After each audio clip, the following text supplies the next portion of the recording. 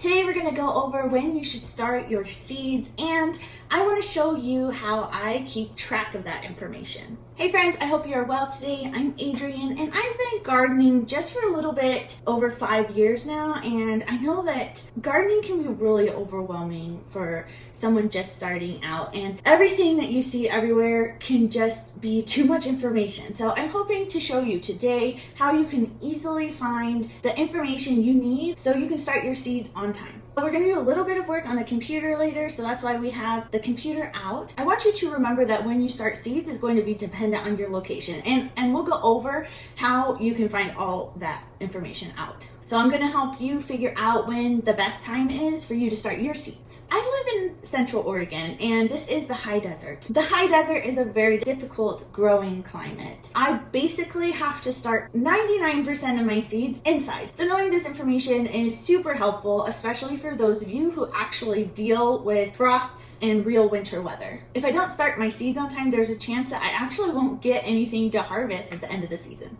The most important thing you need to know about starting seeds is your last frost date. And this bit of information is what you base almost all of your gardening decisions on. I did a video on how to find your last frost date. I'm going to link it at the end of the video and also in the description below. The next pieces of information are going to be provided for you on your seed packets. If you were gifted seeds, you can also Google this information for the variety of seed that you're going to be planting. Now, let's take a close-up look at some seed packets to find the information that we need. So this is one of my favorite seed companies called Botanical Interest. I have a link in the description below if you'd like to check them out. Look at how right away we have so much information given to us. You know whether or not you can or cannot plant these seeds before or after your last frost date. Beets are typically frost tolerant, so you can plant them a little bit before your last frost. And tomatoes, for example, they are not frost tolerant at all. So you need to be sure and wait until after your last frost to plant them outside. So most seed packets will have this information. Not all companies are really good at this, but let's flip this over. The Botanical Interest tells us when we should sow outside. Now this is recommended because the root disturbance from planting and starting inside may delay maturity of the plant. So for these beets, it's recommended to plant 2 to 4 weeks before your average last frost date. And it gives you more specific on soil temperatures and gives you ideas on when you can plant for a early summer and a early fall crop. As for a less hardy plant, and tomatoes are not hardy, it tells you when you can start seeds inside. And this is the information we really need to look at when we're starting seeds indoors. So Botanical Interest recommends to start this particular tomato bush glacier, indoors at least 4 to 6 weeks before transplanting. So this is an interesting bit of information. A lot of seed packets will just say before last frost, but this says before transplanting. It goes into further detail and it tells you when you should plant outside. So basically you're growing the seed inside for 4 to 6 weeks before transplanting. And it recommends that you plant the seedling outside 1 to 2 weeks after your average last frost date. So I find this bit of information super helpful. It lets me know what I can really expect and reminds me that your last frost date is typically an average last frost date. It can be different from year to year. So make sure to check your temperatures after your frost date so that you're not planting your precious plants right before a hard freeze that will kill them all off. Another one of my favorite companies is Baker Creek Heirloom Seeds. They recently have begun giving us quite a bit more information on planting. This is really helpful. Not all companies are really good at providing information, so just be sure if you can't find it on your seed packet. All of this stuff is typically easily found on Google. Some packets of seeds are going to recommend you sow in place. So that means you plant them directly outside and not start them inside. I basically have to start everything inside, so I don't always follow that. The important information here to know is that this Cosmo is not frost hardy. That means I need to have it outside well after our last frost happens, or else it's going to, die. This information here tells us when is a good time to plant outside. So this means that the ideal temperature for these seeds to germinate is between 70 and 75 degrees Fahrenheit. And if you know when that is for your area, then that's when you should be planting these outside. Now this dill, it's interesting because it actually is frost hardy. It looks like they have a little bit of a typo, but I'm assuming that the ideal temp for these to be started outside would be between 55 and 65 degrees. So that's the temperature that the seeds will germinate. I will probably Google for these ones because this isn't enough information for me.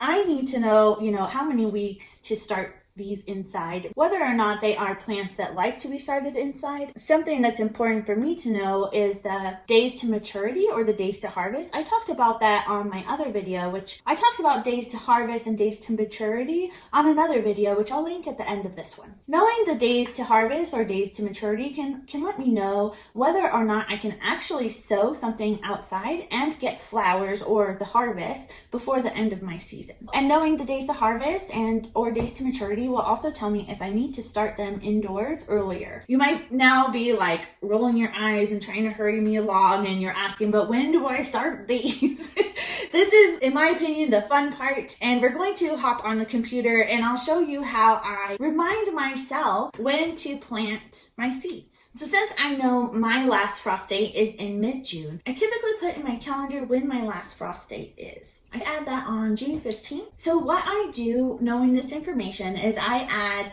an event every week prior to the last frost date for about 10 to 12 weeks.